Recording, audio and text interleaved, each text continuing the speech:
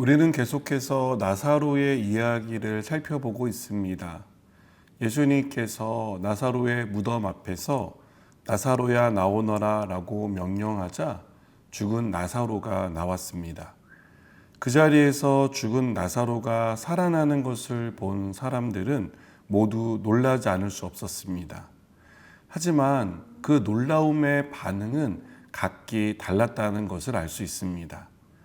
어떤 사람들은 죽은 나사로가 살아난 것을 보고 예수님을 믿었습니다. 이것은 예수님이 나사로를 살리시면서 기대하신 결과이기도 합니다. 하지만 어떤 사람들은 공회로 달려가 예수님이 한 일을 보고합니다.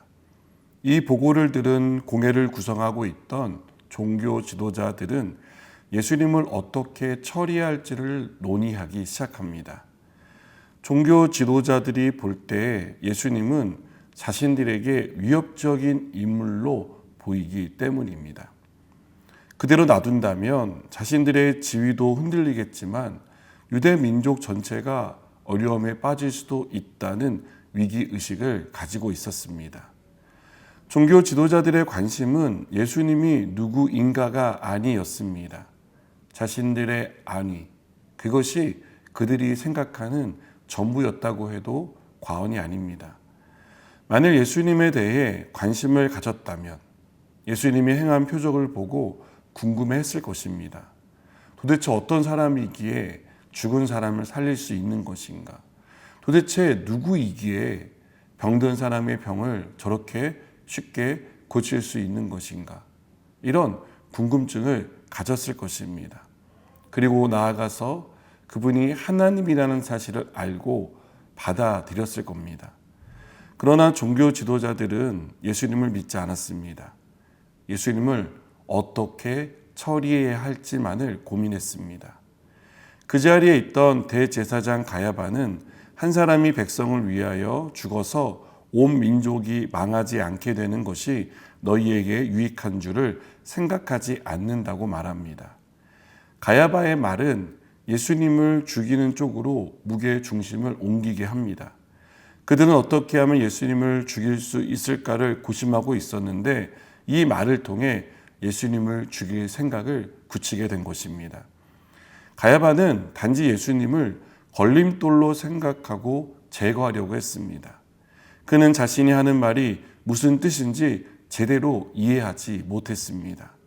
그러나 하나님은 예수님의 죽음을 통해 유대인뿐 아니라 이방인까지 하나님의 자녀가 되게 하기 위해서 예수님을 죽게 하실 예정이었습니다. 예수님이 십자가에서 죽는 것이 얼핏 보면 종교 지도자들의 승리처럼 보입니다.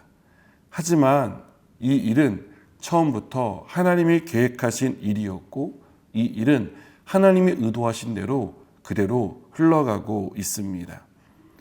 우리는 가야바의 말과 예수님의 죽음을 통해 하나님은 하나님의 일을 주도 면밀하게 이루시는 것을 보게 됩니다. 또한 악이 교묘한 방식으로 승리하는 것처럼 보이지만 사실은 그 모든 것을 하나님은 알고 계시며 궁극적으로 악이 아닌 하나님의 승리로 끝나게 하실 겁니다. 우리는 우리 인생의 한 수 앞도 내다보지 못합니다. 그래서 악이 득세하는 것을 보면 악이 승리한 것 같아 분노합니다.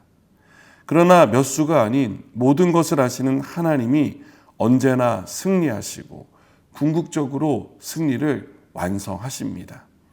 이 사실을 안다면 분노하기보다 인내하고 기다릴 수 있을 것입니다.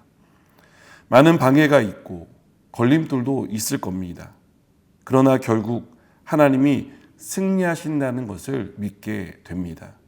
하나님이 주도적으로 이끄신다는 사실을 잊지 마시기 바랍니다. 우리의 구원도 하나님이 이미 이루셨고 지금도 우리를 이끌고 계십니다. 이 세상의 주인은 힘을 가진 사람이 아닌 하나님이십니다. 하나님이 저와 여러분을 끝까지 붙들어 주시고 인도해 주실 줄 믿습니다. 기도하시겠습니다. 하나님, 우리가 볼 때는 악이 다 이룬 것 같고 악이 다 가진 것처럼 보여지지만 궁극적으로 하나님이 승리하시는 줄을 가르쳐 주셔서 감사합니다. 이 사실을 잊지 않고 인내하며 기다릴 줄 아는 그런 사람이 되게 해 주시옵소서. 예수님의 이름으로 기도드립니다. 아멘.